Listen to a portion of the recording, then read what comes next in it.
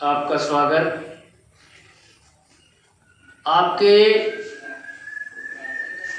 कक्षा 9 के छात्रों में हमने आपके पिछले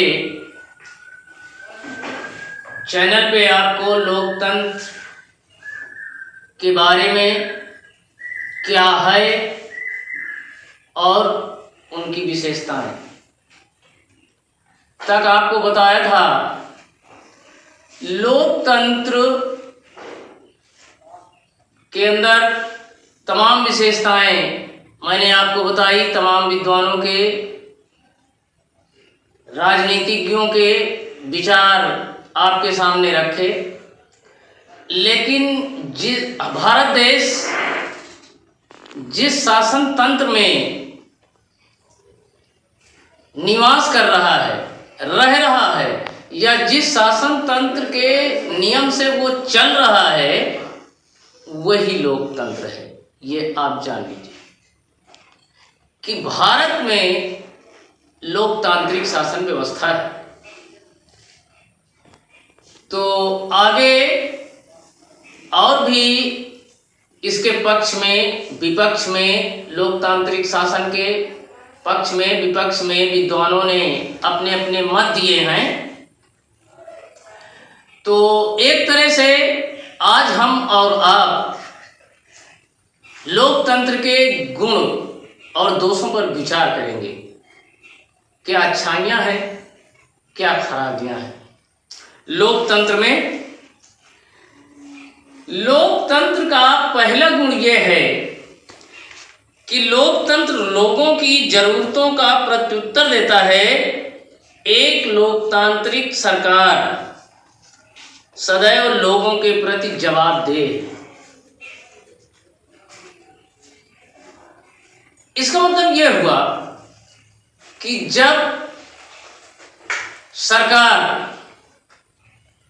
भारतीय संविधान के नियमों के विरुद्ध अपने कार्यों को करती है,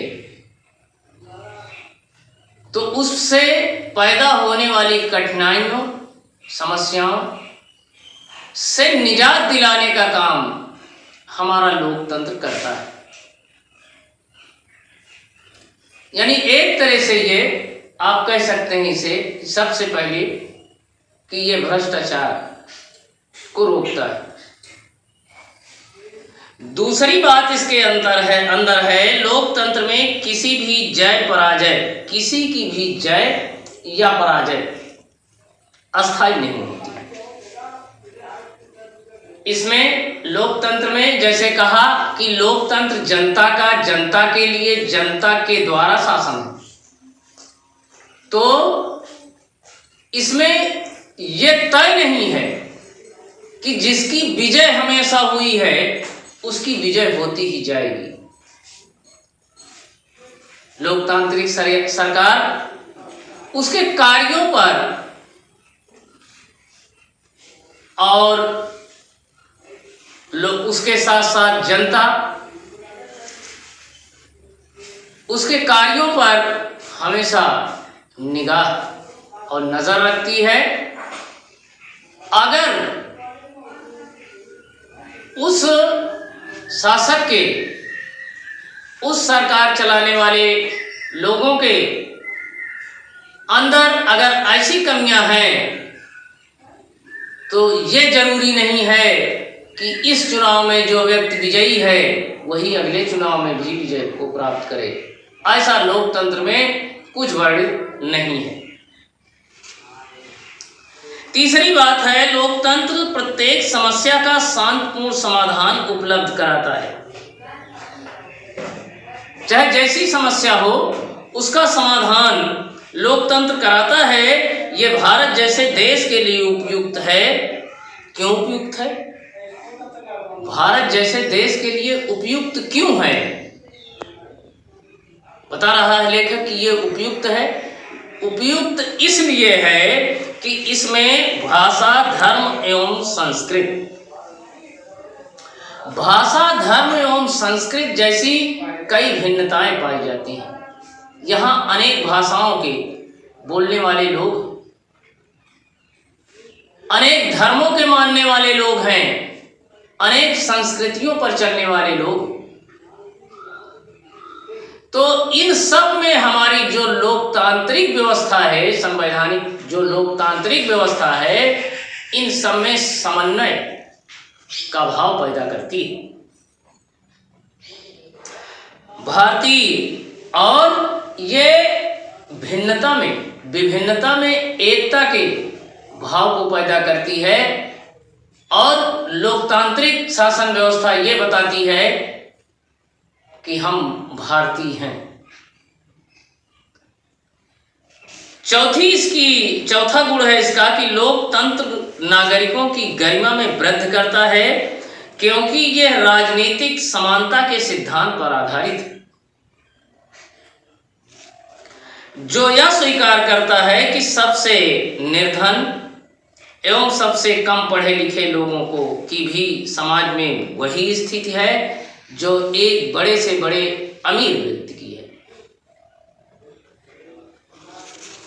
यहाँ के लोग किसी की प्रजा नहीं है, यानी शासक की यहाँ के लोग प्रजा नहीं है। ऐसा अधिकार लोकतांत्रिक सरकार में हर व्यक्ति को मिलता है। अगला गुण है इसका, लोकतंत्र निर्णय करने की गुणवत्ता में सुधार लाती है, क्योंकि ये संविधान एवं परिचर्चा पर आधारित होते हैं। इसको आप समझ ही रहे होंगे। छठा गुण है इसका, लोकतंत्र मतभेदों एवं विवादों से निपटने का तरीका उपलब्ध कराती है। लोकतंत्र ही यह बताता है कि अधिकार और कर्तव्य क्या है। अधिकार हमें मिले हैं, वो हमारे हैं, वो हमें तक कैसे पहुंचे, इसका भी रास्ता लोकतंत्र बताता है। और देश के प्रति हमारे क्या कर्तव्य हैं। अधिकार की तो हम मांग करते हैं, लेकिन कर्तव्य को भूल जाते हैं। तो इसलिए हमारे क्या कर्तव्य हैं, इसका भी ज्ञान हमारा लोकतंत्र कराता है। तो ये पहलू जो हमने आपको बताए, ये आपके लोकतंत्र के गुण के रूप में। जाहिर सी बात है कि जिस वस्तु में जितनी अच्छाई होती है उतने दोष भी होते हैं। तो इसमें कुछ दोष भी हैं। दोष बताए गए हैं विद्वानों ने।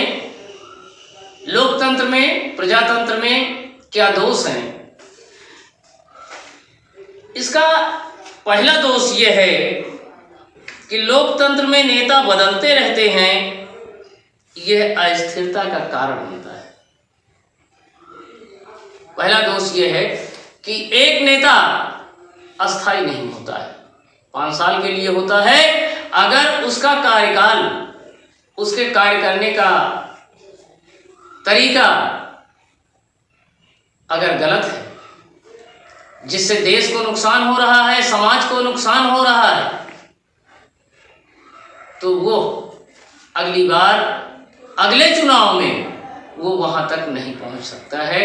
ये लोकतंत्र की स्थिरता रोधक है। अस्थिरता का कारण बनता है कि स्थिर नहीं रहता है। दूसरा है, लोकतंत्र भ्रष्टाचार को बढ़ावा देता है, क्योंकि ये चुनावी प्रतिस्पर्धा पर आधारित है। सही है, भ्रष्टाचार को बढ़ावा देता है। आप चुनाव में देखते होंगे, आपके गांव घर में ग्राम प्रधान का चुनाव होता है। लोग किस तरह से चुनाव लड़ते हैं और चुनाव में अनायास धन खर्च करते हैं, और किस तरह से लोगों की खरीद फरोख्त होती है। ये छोटा चुनाव होता है ग्राम सभा स्तर, ग्राम पंचायत स्तर पर, और ऐसे जो बड़े बड़े चुनाव होते हैं उनमें तमाम भ्रष्टाचार होते हैं।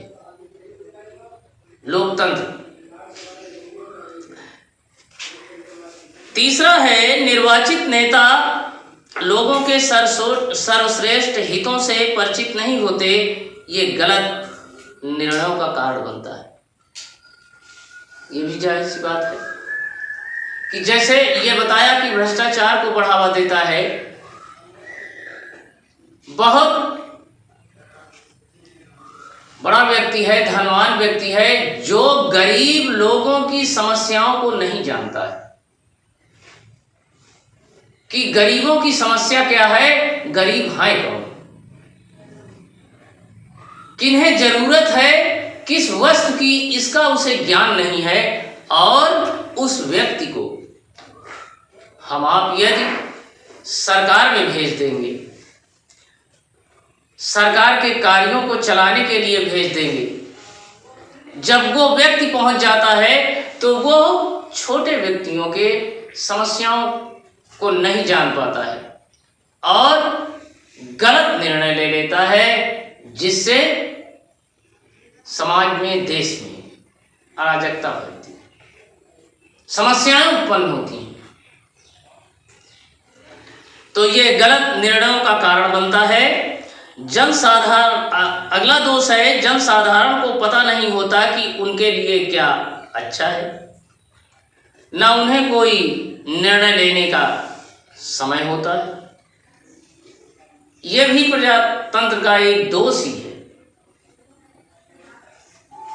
पांचवा अवगुण है, दोष है इसका कि लोकतंत्र राजनीतिक प्रतिद्वंदिता एवं शक्ति का खेल है, इसमें नैतिकता के लिए कोई स्थान नहीं है। बहुत सही कहा गया। नैतिकता को अलग रख करके जो राजनीतिक प्रतिद्वंदी होते हैं वो सरकार में जाने के लिए अपना खेल खेलते हैं। एन के प्रकारेण साम दाम दंड अर्थ भेद नीति सब लगा करके, वही जो आप लोग ये सुनते हैं कि कुर्सी प्यारी, कुर्सी मिले, तो इस तरह से जो ये व्यवस्था है लोकतंत्र की, वो दोष के खाते में जाती है, वो दोष पैदा करता है। तो मेरे बच्चों, ये मैंने आपको बताया लोकतंत्र के गुण और दोष।